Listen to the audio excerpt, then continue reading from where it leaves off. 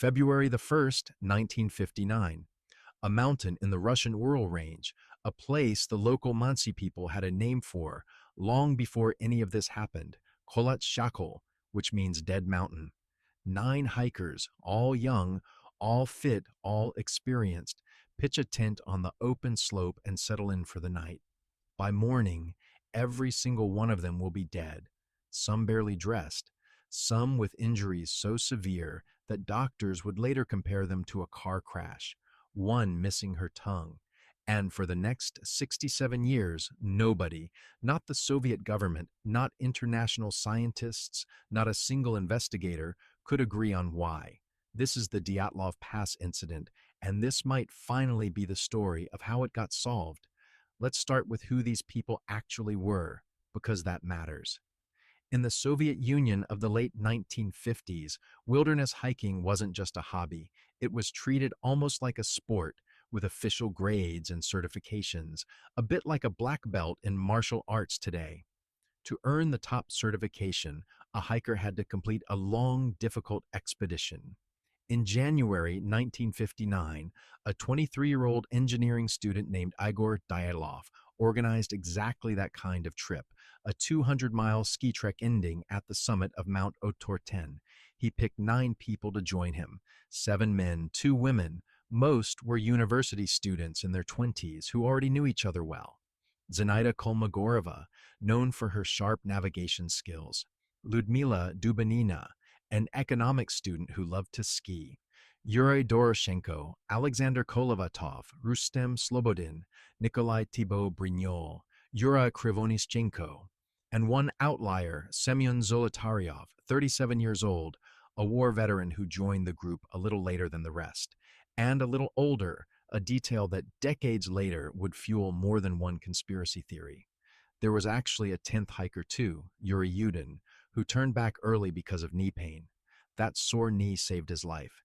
He would spend the next 54 years as the only member of the group who got to grow old.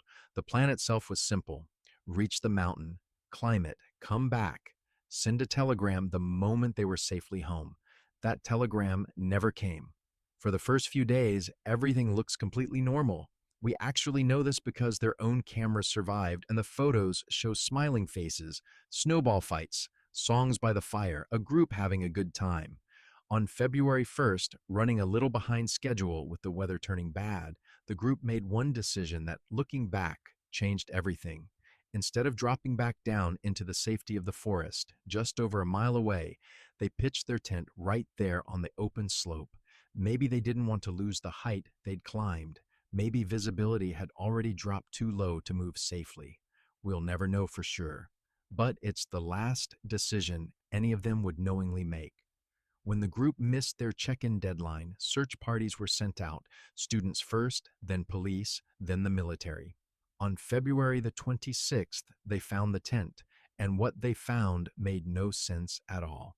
The tent was still standing, half buried in snow, staked into the ground, and inside it were the boots, the warm coats, the food, basically everything a person needs to survive a freezing night, and the tent had been cut open, not unzipped, cut from the inside in a hurry, like whoever did it couldn't spare the 10 seconds it would have taken to find the actual door. Footprints lead away from the tent, down the mountain, toward the tree line over half a mile off.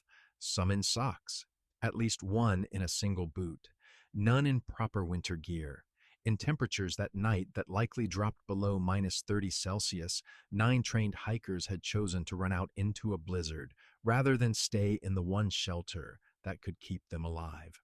Think about that for a second. Whatever was in that tent, it was worse than freezing to death outside. The first 2 bodies turned up near a large cedar tree at the edge of the forest, Krivonischenko and Doroshenko, stripped down to their underwear, next to the remains of a small fire. Branches high up the cedar were snapped off, as if someone had climbed it, maybe trying to see something in the distance. Between the cedar and the tent, 3 more bodies were found, spread out in a line as though they died one at a time, trying to make it back up the slope. Dyatlov himself, Kolmogorova, Slobodin, each one collapsing a little further along than the last. The remaining 4 weren't found for another 2 months. When the snow finally melted enough in May, searchers found them buried 12 feet down in a ravine, and this is the part of the case that turned a sad accident into a 67-year mystery. Two of them, Dubinana and Zolotaryov, had massive chest fractures, the kind of force you'd expect from a car crash, not a hike. But here's the strange part. There was no bruising on the skin to match, no broken skin at all, as if the force had come from something pressing evenly, not hitting. And Dubinina was missing her tongue, her eyes, and part of her lips. Some of the clothing tested later showed unusually high radiation levels. That combination, the cut tint, the barefoot run into a blizzard, the crushed but unbruised bodies, the missing tongue, the radiation, is why this case refused to die for 6 decades. The original Soviet investigation closed within months and blamed it on a vague, unknown, compelling force, a phrase that told the public precisely nothing, and then, oddly, shut the whole area off to hikers for the next 3 years. You can imagine what that did for the conspiracy theories, and the theories came fast. A secret Soviet missile test gone wrong, explaining the radiation. An attack by local tribespeople ruled out almost immediately. No outside footprints were ever found. Infrasound, sound waves too low for humans to hear, but strong enough to trigger blind panic, generated by wind moving over the mountain's shape like air over a wing. Some people even reached for a yeti. A more grounded theory pointed to something called paradoxical undressing, a real medical phenomenon where a freezing body gets so confused it convinces the person they're overheating, causing them to tear off their own clothes. That could explain the undressing. It explained nothing else. For a long time, the leading scientific theory was some kind of avalanche, but it had one huge problem. The slope where the tent sat was only 16 to 20 degrees, generally considered too gentle to slide, and there was no visible avalanche debris when investigators searched the area weeks later.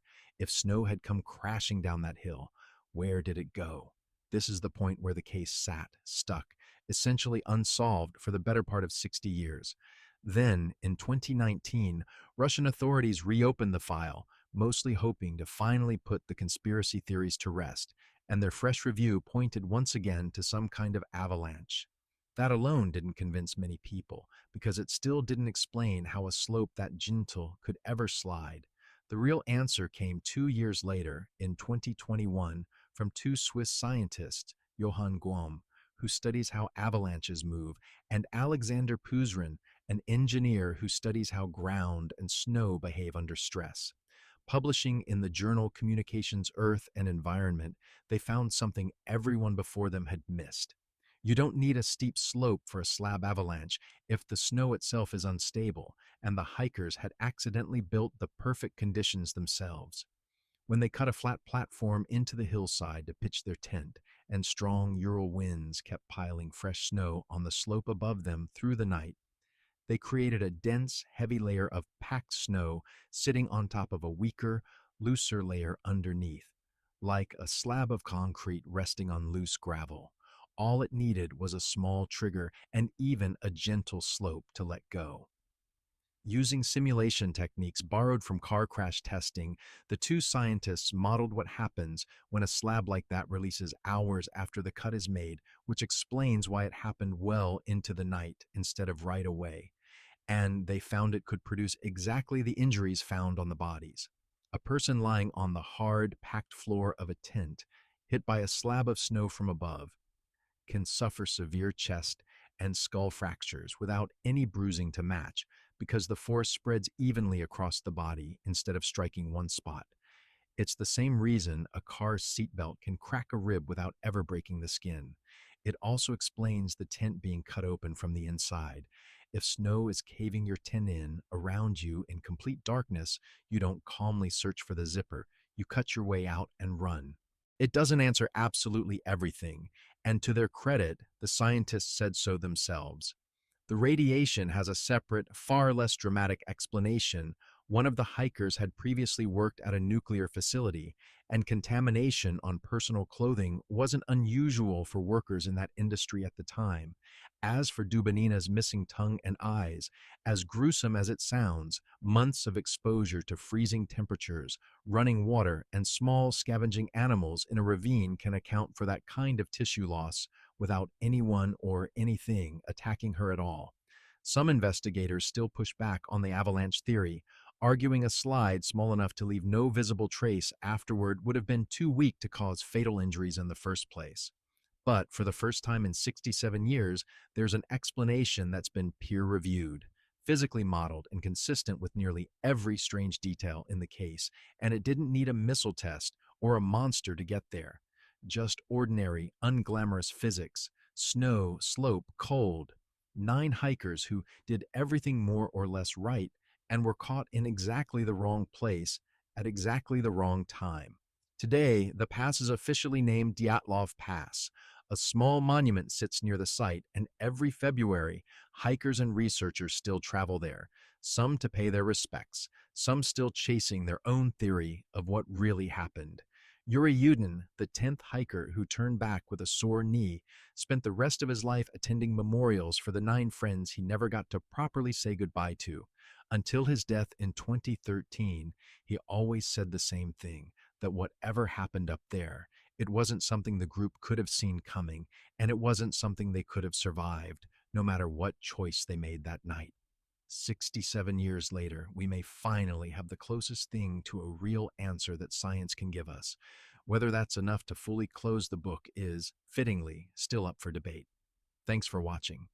If you enjoy deep dives into history's strangest and occasionally most recently solved mysteries, subscribe and turn on notifications so you don't miss the next one. Let me know in the comments which theory you found most convincing, or if you think there's still a piece of this puzzle nobody's found yet. See you in the next one.